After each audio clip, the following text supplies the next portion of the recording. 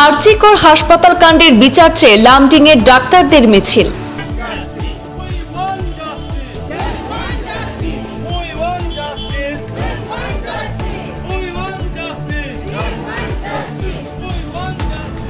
নয় আগস্ট সমগ্র দেশকে লজ্জিত করা কলকাতার আরজিকর মেডিকেল কলেজ হাসপাতালে কর্তব্যরত চিকিৎসককে ধর্ষণ এবং নৃশংসভাবে হত্যার ঘটনার প্রতিবাদে মিছিল করে ইন্ডিয়ান মেডিকেল অ্যাসোসিয়েশনের লামডিং শাখার সদস্যরা।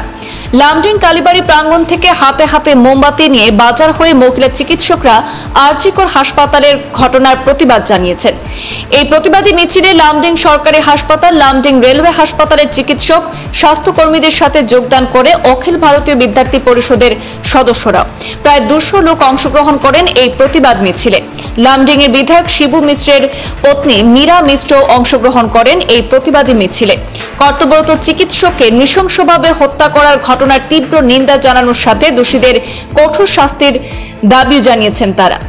বিশ্বজুড়ে যে ঘটনাটা নিয়ে সবাই প্রটেস্টে বেরিয়েছে, এটা তো আর বলার কিছু না, এটা তো জঘন্যতম ঘটনা ঘটেছে।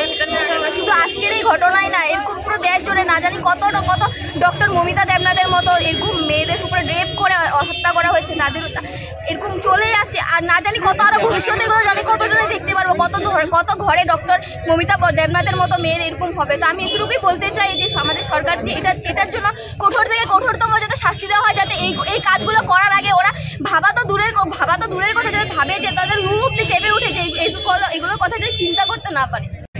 একটা ঘটনা বাৰে বাৰে হৈ আছে, বাৰে বাৰে আমাৰ আগত আহি আছে। এনেকুৱা ঘটনা হ'ব নালাগে। যিখন দেশৰ ৰাষ্ট্ৰপতি আমাৰ মহিলা হয়, যিখন দেশত ঘটনা ঘটিছে তাত আমাৰ CM মহিলা হয়, তথাপি এনেকুৱা ঘটনা ঘটিলে ইয়াৰ পৰা লাজৰ বিষয় আৰু একো নাই কিজানি।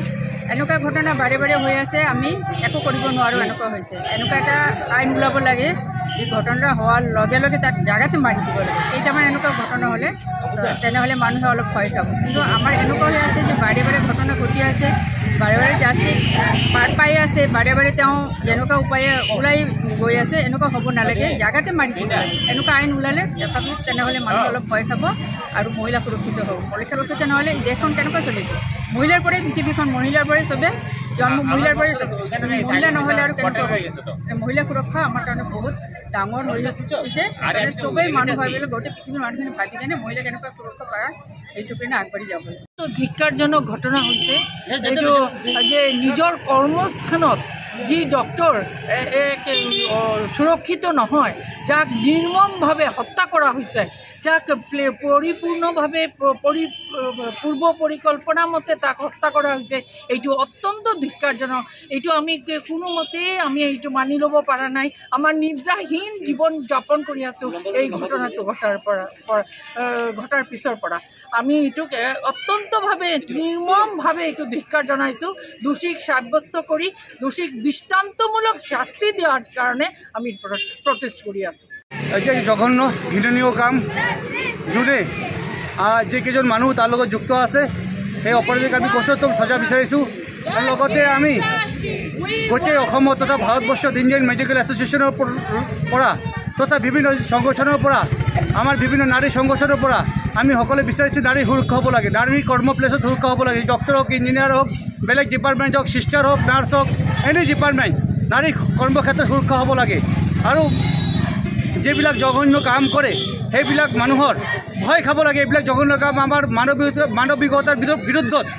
যোনটো দেশত দুৰ্গা মাৰ পূজা হয়, যোনটো দেশত আপোনাৰ মহাভাৰত হৈ গৈছে নাৰীক অপমান কৰাৰ কাৰণে, যোনটো দেশত আপোনাৰ নাৰীক অপমান কৰাৰ কাৰণে ৰামায়ণ হৈ গৈছে, তাতে কিমান জঘন্য অপৰাধী হত্যা মাৰা হৈছে। তেনেকুৱা আমি অপৰাধীক সজা বিচাৰিছোঁ।